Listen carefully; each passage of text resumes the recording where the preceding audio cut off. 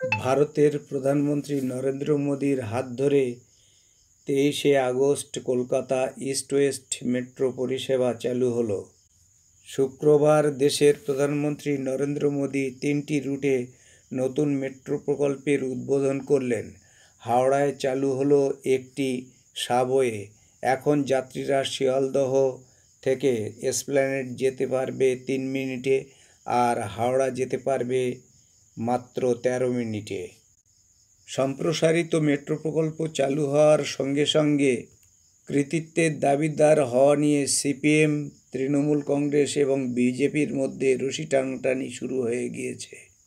তৃণমূলের রাজ্য সম্পাদক কুণাল ঘোষ বলেছেন, মমতা বন্দ্যোপাধ্যায় পশ্চিমবাংলার কলকাতায় নতুন রুট, লাইন, ট্রেন, স্টেশন প্রকল্প এবং কর্মসংস্থান তৈরি করেছেন।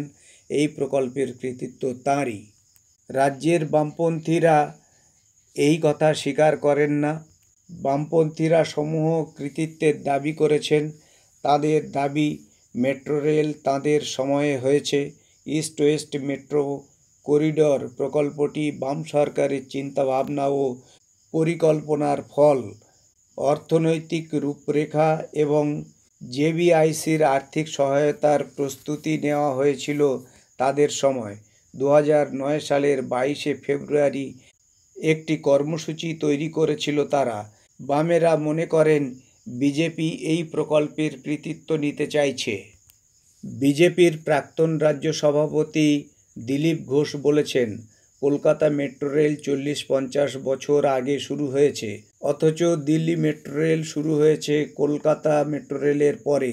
দিল্লির সারা রাজ্যে মেট্রো রেল ছড়িয়ে পড়েছে, যানজটও কমেছে।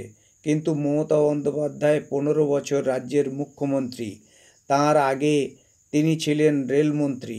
দিলীপ প্রশ্ন করেন, তখন তিনি কতটা মেট্রো রেল সম্প্রসারণ করেছেন? দিলীপ ঘোষের দাবি, তিনি রাজ্যের মুখ্যমন্ত্রী হয়েও কলকাতার যানজট সমস্যা সমাধান করতে পারেননি।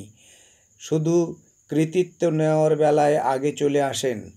তিনি কৃতিত্ব নেওয়ার জন্য ব্যস্ততা দেখালেও মানুষ সব কিছু দেখতে পাচ্ছে। দিলীপ ঘোষ ঠারে ঠোরে বুঝিয়ে দেন, প্রধানমন্ত্রী নরেন্দ্র মোদী মেট্রো রেল উদ্বোধন করায় নিত্যযাত্রীরা উপকৃত হবেন।